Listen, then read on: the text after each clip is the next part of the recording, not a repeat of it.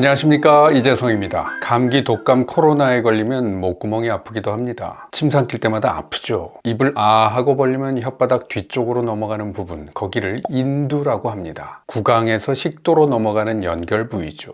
여기에 편도선도 있고요. 옆에서 본 그림입니다. 코에서 넘어가는 부분은 비인두, 입에서 넘어가는 부위는 구인두, 기도 가까이에 있는 쪽은 후두인두라고 합니다. 감기, 독감 때 목구멍이 아픈 것은 바로 이쪽 인두, 편도선 혹은 후두 부분에 염증이 생긴 겁니다. 빨갛게 되고 붓지요.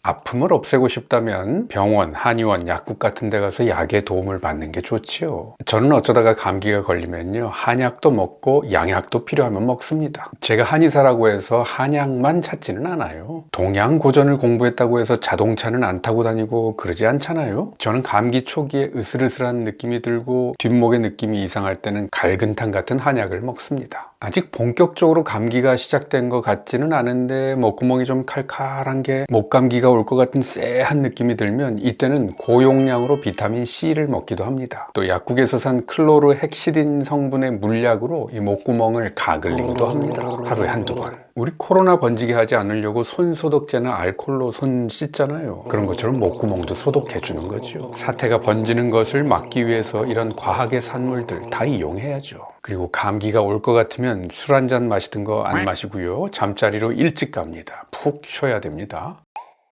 그럼에도 불구하고 목감기 또는 독감이 제대로 걸려서 이 목이 막 아프면요, 그때는 은교산이라는 한약을 쓰기도 합니다. 또 소염 진통 성분이 들어가 있는 사탕같이 생긴 트로키제, 그걸 입에다가 놓고 입안에서 한참 굴리면서 침을 꼴깍꼴깍 삼키기도 합니다. 하지만 약 먹는 것이 싫으신 분, 만성질환 때문에 평소에도 많은 약을 드시고 계신 분들, 또 간이나 콩팥에 문제가 있어서 약을 며칠 동안 계속 먹는 것이 부담스러운 분들이 있지요. 이럴 때 도움이 될 수 있는 거 3가지만 알려드리겠습니다.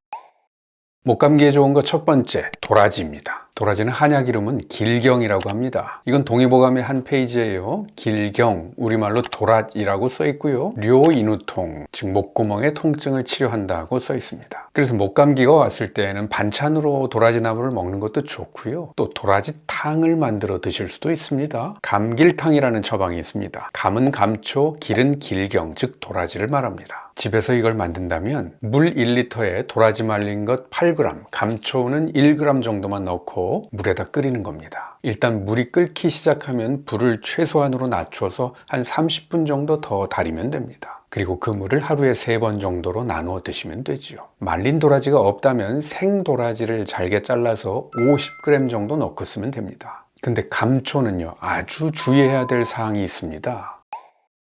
감초는 요즘에 마트에서도 살 수 있고 인터넷에서도 살 수 있지만 그렇게 만만한 약재가 아닙니다. 어떤 사람들은 감초를 과량으로 혹은 장기간 복용하면 위알도스테론증이라고 하는 아주 심각한 부작용이 생길 수 있어요. 소변량이 감소하고 얼굴이 붓고 몸이 붓고 또 고혈압이 생기는 부작용. 드물지만 감초가 들어간 약을 먹고 다리에 힘이 없어서 푹 주저앉는 부작용이 생길 수도 있어요. 감초의 글리시리진, 이 성분을 잘 대사시키는 장내세균, 그게 장 속에 많은 사람들한테 이런 부작용이 생기는 것 같아요. 감초는 한의사의 지도가 없이 장기간 또는 과량으로 쓰면 절대 안 되는 약입니다. 그래서 방금 감길탕을 얘기할 때 감초를 1g 정도만 쓰라고 말씀드린 거예요. 물론 한의사들이 환자를 직접 보고 주기적으로 관찰하면서 약을 쓸 때에는 감초를 하루에 3g 또는 그 이상으로 쓰기도 합니다. 하지만 여러분이 가정에서 임의로 쓸 때에는 하루에 1g 이내로만 쓰시도록 하십시오. 또 쓰더라도 사흘을 초과해서 쓰지는 마시고요.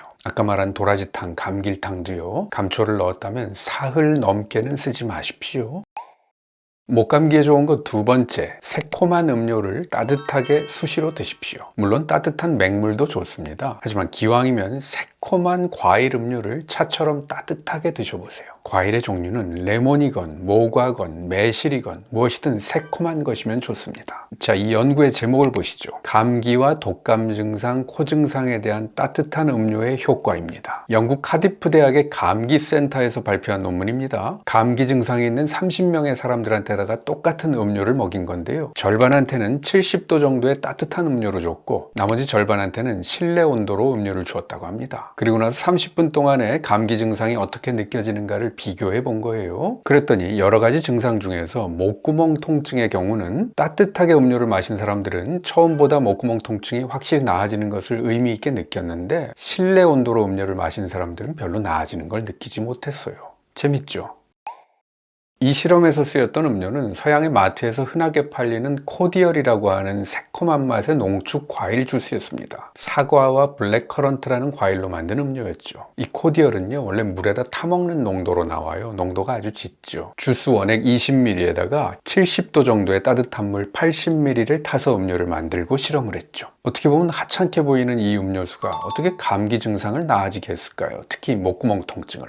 연구자들은 이렇게 해석합니다. 첫째, 플라시보 효과일 거다. 따뜻한 음료를 마시면 감기에 좋다. 이렇게 믿고 있으니까 효과를 발휘한 것이다. 긍정적인 기대는 효과를 보기도 합니다. 그것도 효과죠. 둘째, 하지만 신체적인 효과도 분명히 있었을 것 같다. 새콤달콤한 음료를 마시면서 입에서 침이 많이 나오게 됐다는 거죠. 침은요, 그냥 맹물이 아닙니다. 그 안에 항균 작용을 하는 물질이 들어있어요. 그래서 동물들이 새끼가 상처가 나면 핥아주기도 하고 그러는 거죠. 침은 끈적끈적하잖아요. 그게 쑥 내려가지 않습니다. 목구멍을 타고 천천히 내려가면서 그 염증이 있는 부위에 머무르면서 그걸 촉촉하게 하고 또 진정시켜주는 효과가 있을 수 있습니다. 또 그 새콤한 맛은요, 기도 점막에서도 점액 분비를 도와서 기침도 좀 줄어들게 하는 효과가 있었다고 합니다. 이거 충분히 일리가 있는 해석이라고 생각합니다.